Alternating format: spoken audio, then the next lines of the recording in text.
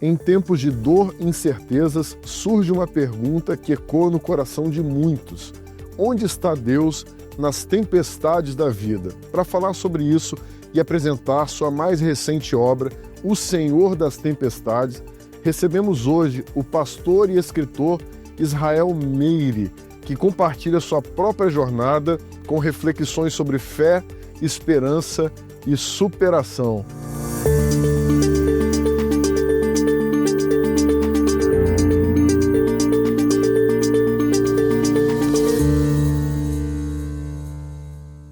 Pastor Israel Meire, seja muito bem-vindo à comunhão. Muito obrigado mesmo, Vitor, toda a comunhão por essa oportunidade de estar aqui com vocês. Cumprimento a todos aí, os internautas, todo mundo, né? E com graça e paz, e um privilégio estar aqui com vocês. E pastor Israel, antes da gente falar sobre o livro, sobre esse lançamento, a gente gostaria de saber quem é o pastor Israel Meire, né? Além da escrita, além do púlpito, quem é o pastor Israel?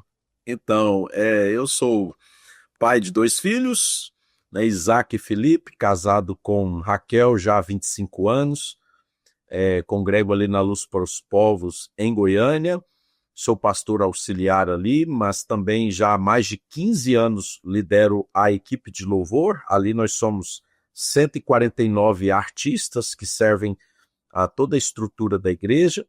Também me formei em teologia, sou professor de teologia sistemática, aconselhamento pastoral e apocalipse, e agora estou cursando pedagogia também e autor dessa primeira obra, né, O Senhor das Tempestades.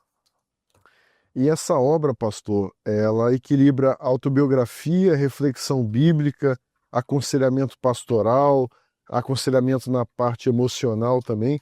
E como foi equilibrar esses elementos na escrita de O Senhor das Tempestades?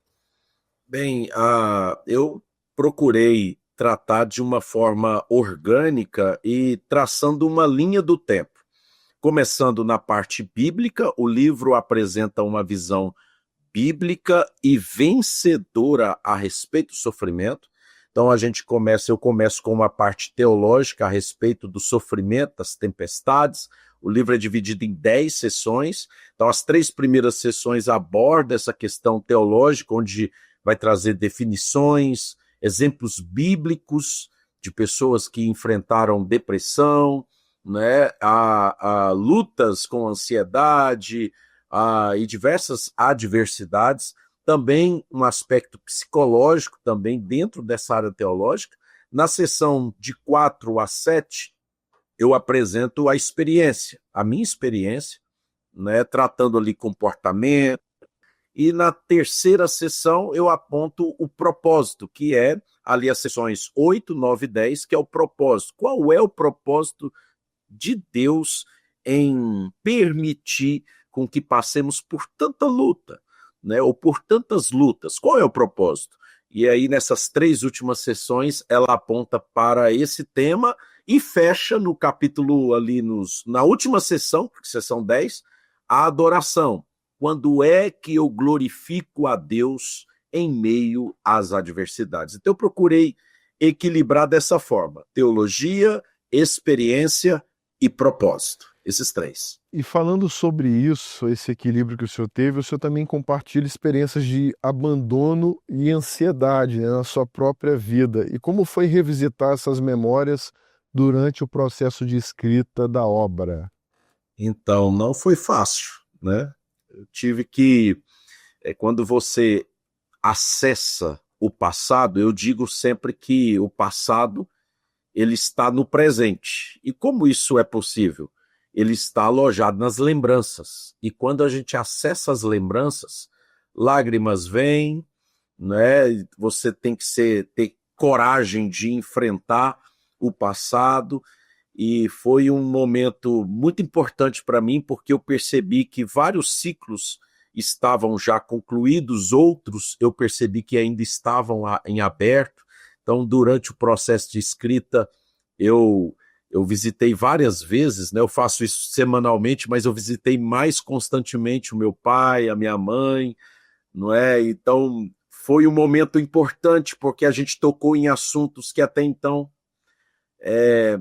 estavam esquecidos, né? Então reviver isso foi muito bom para mim, foi reconfortante e trouxe esperança, trouxe alento, trouxe cura para minha alma também. E pastor, muitos leitores, né, e também quem está assistindo a gente aqui, se pergunta onde está Deus no meio do sofrimento, que é um dos pilares que o senhor aborda na obra, né? E como o senhor responde essa dúvida a partir da sua obra? Onde está Deus nas lutas, nas tempestades? Bem, eu digo na obra que as tempestades não é sinal do abandono de Deus. Existe uma música antiga que dizia assim: se pisares, né, nos espinhos, eu contigo estarei. Se entrares na batalha, eu também contigo lutarei. Deus está presente em todos os momentos da nossa vida. E ter essa convicção traz alento e traz força para prosseguir. Quando nós olhamos para a vida de Jó, para a vida de Jeremias, para a vida do próprio Elias, Jonas, todos esses homens viram Deus nos seus momentos de profunda agonia. Eu acho que uma maneira de enxergarmos Deus é não fechar os olhos espirituais e não fechar os ouvidos espirituais para o momento de dor. Há uma forma, há uma maneira, e isso é pela fé, e isso também é visto de acordo com a maneira como você reage a essas dificuldades. Há uma forma de você sentir a presença de Deus no momento mais escuro da sua vida, no momento de profunda treva, de momento de profunda agonia, de ansiedade, e é isso que eu ensino na obra. Como eu consigo enxergar Deus? Um spoiler eu posso dar, né? Sim. É pela fé. É pela fé. Porque o objetivo da tempestade é aumentar níveis de arrependimento e fé na nossa vida. E o senhor até citou aí a história de Jó, de outros personagens bíblicos, né? Elias, né? Jeremias, que são referências na obra, né?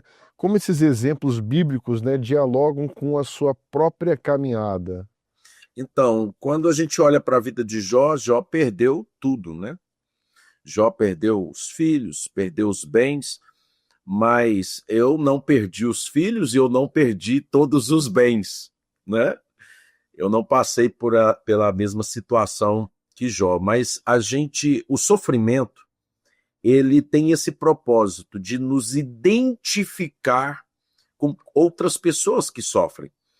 E no capítulo 42 de Jó, ele traz um fragmento muito importante, que ele diz assim: antes te conhecia de ouvir falar, mas agora meus olhos te veem. Nisso eu me identifiquei com Jó. Por muito tempo, eu percebi que eu conhecia Deus apenas do púlpito, dos sermões, apenas da leitura, mas é nos momentos de dores que a gente precisa ver Deus. Elias, quando passou pelas experiências de Sarepta, de Querite, não é, do Monte Carmelo, mas depois desses grandes momentos de vitória, Elias ficou embaixo de um arbusto e ali ele pediu para morrer.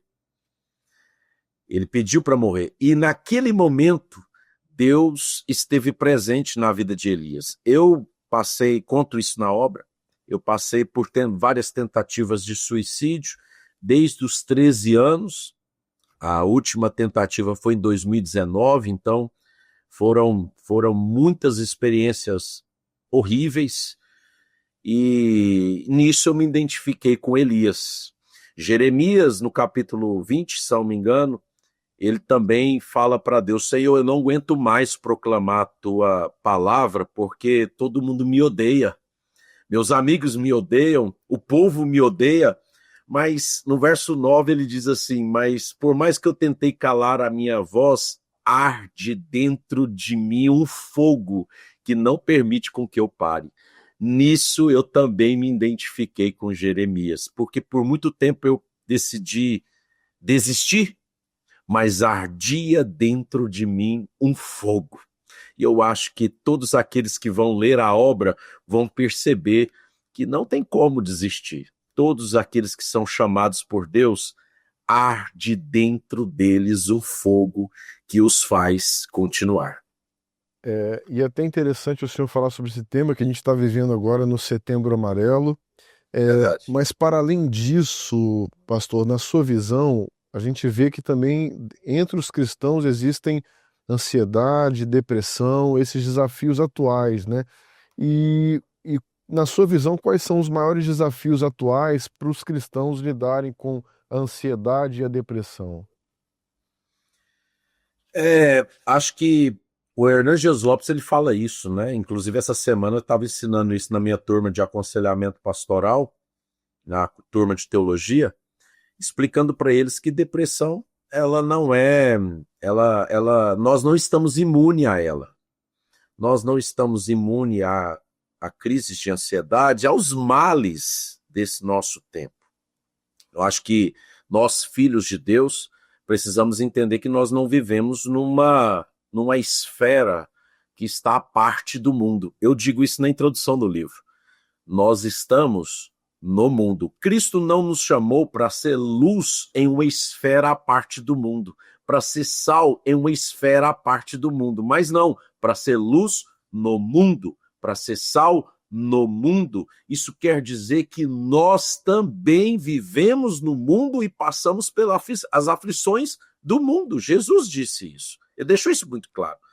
Agora, o que eu como aconselhador também tenho visto a quantidade de pastores, líderes esgotados ministerialmente. Eu acho que não é só a ansiedade, só a depressão, mas também o esgotamento emocional também é um tema extremamente sério e urgente no nosso tempo.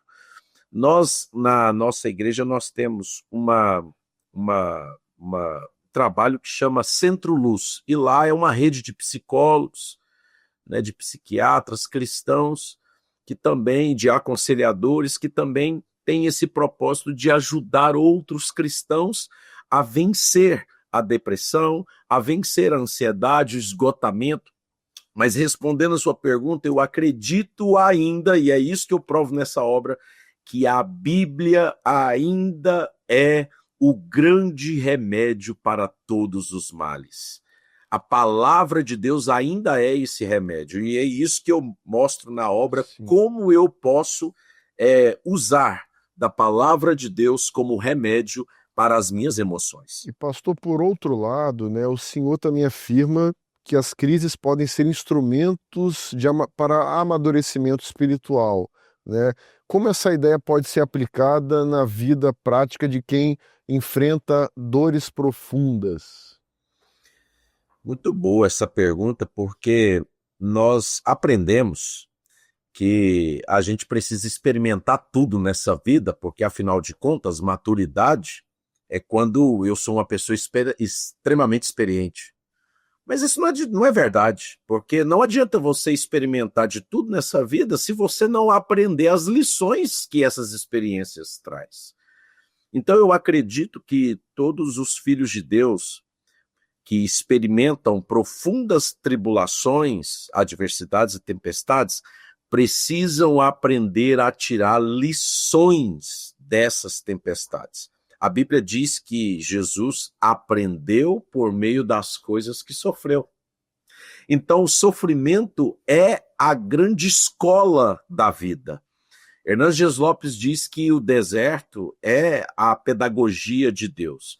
Então, a partir do momento que nós, filhos de Deus, entendemos e nos convencemos de que as tempestades elas são didáticas, de que Deus permite com que soframos e há tempo para perder, há tempo para cura, há tempo para aprender. A partir do momento que eu aprendo com as adversidades, com as tempestades, eu caminho rumo à maturidade. E pastor, É justamente aí que eu quero chegar, porque o título Senhor das Tempestades é uma metáfora forte, né? Um nome forte. E como surgiu essa escolha e o que ela representa para o Senhor? Então, a princípio eu tinha pensado em colocar o Deus das tempestades, e até de fato coloquei isso, né, no início. Mas à medida que eu fui escrevendo, e à medida que o Espírito Santo foi direcionando e foi orientando, eu percebi que, na verdade, a Colossenses 1,15 diz isso, né? Ele é a imagem do Deus invisível, o primogênito de toda a criação. Tudo foi feito por ele, para ele. Romanos 11 diz isso. Então eu percebi que o centro de toda construção de Deus, de todo o plano de Deus, é Cristo. E Cristo é o Senhor dos senhores. Ele é o eu sou. Cristo é o eu sou do Antigo Testamento e o eu sou do Novo Testamento. Então eu percebi que o motivo, a centralidade de tudo aquilo que passamos hoje nas nossas vidas, o motivo é Cristo. E foi isso, por isso que eu coloquei o Senhor das tempestades, porque a palavra Senhor no grego é a palavra Kyrios, né? E Kyrios é o Senhor de servos. E Paulo vai dizer que nós somos esses ministros de Cristo, servos de Cristo. Então eu percebi e acredito, e é isso que eu provo na obra, que o Senhor Jesus é aquele que está em todas as nossas tempestades. Ele é a imagem do Deus que nós não vemos. Ele é a imagem, ele é o Deus encarnado. Então é isso que eu provo nessa obra. É o Deus soberano que está acima de todas as coisas, né? De Inclusive das tudo e de tempestades. todos. E é verdade, inclusive das tempestades. E pastor, após este lançamento, né, o que o senhor enxerga como próximos passos do seu ministério, tanto de escrita, tanto de aconselhamento? O que vem aí pela frente? Então, que boa pergunta, hein, Vitor? O que acontece? Eu quero me dedicar mais a essa obra agora nos próximos meses, né? Por ser um tema tão relevante, tão atual. Não é um tema que acredito que vai cair no esquecimento, porque sofrimento começa desde o momento que você chega a essa terra até o momento que você deixa ela também. Outros sofrem. Então, eu quero me dedicar, pelo menos aí por mais uns 9 meses, a esse tema, e já está no meu coração trabalhar um outro tema que é propósito, chamado e propósito. Aqui em Goiânia, eu ministro algumas mentorias e tem uma mentoria que chama Encontre o Seu Lugar. E o propósito dessa mentoria é ajudar os filhos de Deus a encontrar o seu lugar no corpo de Cristo. E para isso eu falo de temperamentos, linguagem de amor, dons espirituais, né, os sofrimentos, as experiências que nós passamos no passado, de perdas e de vitórias. Então eu junto tudo isso, né, à luz das Escrituras, para tentar ajudar esses irmãos e irmãs a encontrar o seu lugar no corpo. Acho que vai ser por aí, eu acho que vai ser esse tema aí. E também, pastor, o senhor teve o lançamento da obra aqui no Brasil e também vai lançá-la fora do Brasil. Então, como vai ser esse processo de lançamento aí internacional de O Senhor das Tempestades? Nossa, que bom que você comentou isso. O que acontece? Dia 19 agora de setembro, né, eu fiz o lançamento oficial aqui em Goiânia, né? Foi uma noite muito bonita, muito gloriosa. Cristo foi glorificado naquele dia. E agora, nos próximos 15 dias, aí na primeira quinzena de outubro, estarei lançando em Londres, né? Nós temos ali uma rede de igrejas que é do nosso ministério e nós vamos ali fazer o lançamento do Senhor das Tempestades ali para os brasileiros que estão ali em Londres, né? Londres, a Irlanda, não é? Então vai ser, eu acredito que vão ser 10 dias e que eu vou estar com os irmãos, nós vamos fazer o lançamento lá, e eu estou muito empolgado, né, para estar com os irmãos. Hoje mesmo falei pela manhã com um dos pastores lá, e estamos empolgados para esse lançamento internacional, né, se Deus permitir. E pastor, a gente já está chegando ao final da nossa entrevista aqui, mas para quem quiser acompanhar o seu trabalho, ter acesso ao livro O Senhor das Tempestades, em qual rede social o senhor pode ser encontrado? Qual o endereço que o senhor pode deixar para quem está assistindo a gente aqui? Muito bom. Então, a rede social que hoje eu tenho estado mais presente é o Instagram. Então você pode me achar através da IG, né? @IsraelMeire, Israel Meire, tudo junto. E lá você pode me seguir e acompanhar. Todos os dias eu publico uma pequena reflexão de um dos capítulos ali, de vários capítulos, né, na minha rede social. Então ali você vai me conhecer. E se você quiser adquirir o livro, você pode entrar na bio no Instagram e lá tem um link onde você pode reservar o seu exemplar e você vai ser direcionado para um pequeno formulário, preenche e vai ser direcionado para o meu WhatsApp, onde eu vou poder entrar em contato com você para que eu possa ter esse relacionamento, ter esse contato com as pessoas e ali já enviar o livro para todos aqueles que quiserem. É só clicar no link da bio ali, reservar o seu exemplar que a gente avança para a aquisição desse exemplar. Que bom, pastor. E nós queremos agradecer a sua participação aqui na comunhão. Privilégio ter o senhor aqui e aguardamos o senhor aqui mais vezes. Que isso, Vitor, né? Muito obrigado por isso. Né? O Jerry também, da nossa equipe aí, da equipe de vocês aí, um abraço para ele. Abraço a toda a equipe da comunhão, que é conhecida aí por décadas, né? E tem influenciado o mundo inteiro, né, com a palavra de Deus. Parabéns, muito obrigado por esse espaço. Eu faço votos que aquilo que Paulo disse em Filipenses 1:6 possa ser realidade na vida de vocês. A boa obra que o Senhor começou na vida de vocês, Ele mesmo a completará para a glória de Jesus Cristo. Amém, pastor. Privilégio nosso. Curtiu? Gostou? Para este e outros conteúdos, acesse comunhão.com.br e também não deixe de nos seguir nas redes sociais. Até a próxima!